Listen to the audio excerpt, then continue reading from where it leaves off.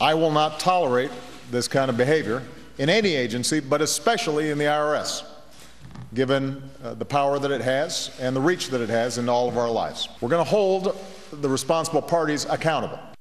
All right, we're still waiting on that, but we're really worrying about this. Is that if somebody's working for ICE and there is a policy and they don't follow the policy, there are going to be consequences to it.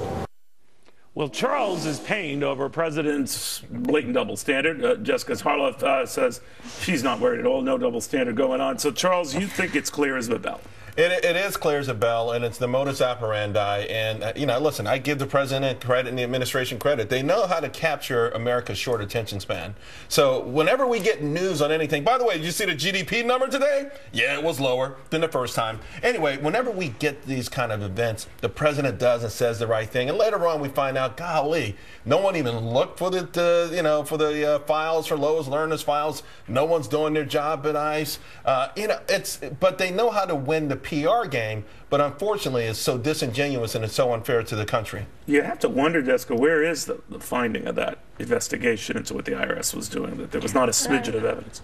Yeah, I mean, I think we're going to have to wait a few more weeks, right, to know what the outcome is of the criminal probe now, and there are, I think, maybe 32,000 emails. Like 2 years worth of weeks? Maybe 2 years, maybe just a year. I'm just teasing.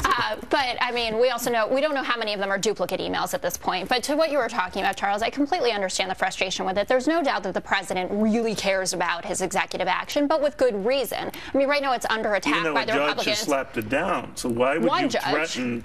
I understand. Yeah. But why would you kind of threaten Border Patrol agents, you know? I wouldn't call it threatening. I would just say that it's the law of the land right now, and that if you work for the government, that you should abide by it. I mean, that's how the country's supposed to work. It's an executive order that's not exactly the law of the land until it's all settled, right? Well, I mean, they are going to vote on it and vote on it and vote on it, and it's not going to be overturned. You didn't read into that like a threat that if you're willy-nilly deporting people... No, I don't find President Obama to be a threatening man at all. I mean, I think he stands up for... I don't, personally. Have you ever seen The Sopranos? Kidding. Charles, what do you think? You have any relatives that are Republicans? Any relatives who make more than $250,000 a year? I grew up in downtown Manhattan. No, I don't have any Republican relatives. All right, well, you must have a few rich ones. He's been pretty threatening to a whole lot of people. But she is technically right that his executive order, until it's effectively quashed, right, he can still preach this and say this. He can obviously still preach it. And again, it's one of these things, though, where we thought coming out of November there was some sort of clear, very loud and resounding message from the general public.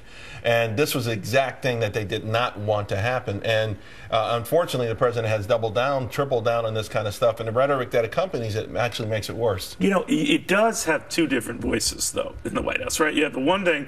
On this, he's really hot on it. You know, I don't want you to be overstepping me because this is an executive order. It's the law of the land.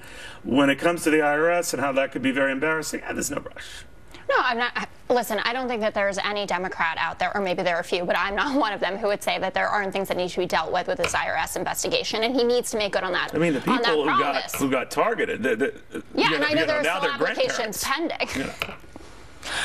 But what I would say also is that, you know, this is a very crucial week for that executive action. I mean, we have the Republicans. We still don't know what's going to happen in the House, right, about the DHS shutdown and what they're doing. I mean, people are taking the security of our country and kind of playing fast and loose with it in that way. So these are Border Patrol agents who want to just resume deportations when they think necessary, and can't you see some of them, and we've had a few on who just say, I don't know if I'm on the up and up doing this, if, for example, I might unknowingly be violating a White House policy. I don't know how many would be unknowingly violating Would you, if you were Border Patrol, be deporting people right now in this environment?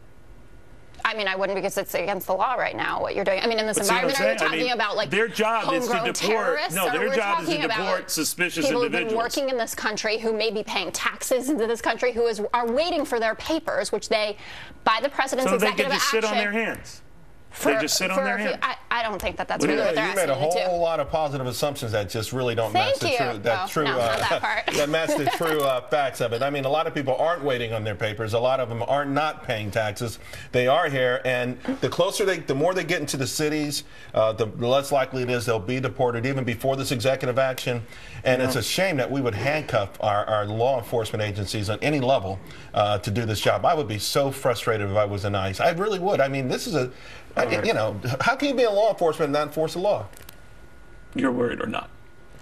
No, I'm not worried about this. Okay. Well, if you're not worried, then I'm not worried. Okay, all right, excellent. Jessica, thank you. Charles, just calm down. Thanks. When we come back, flight, fright, but not for your safety. I'm talking for your wallet.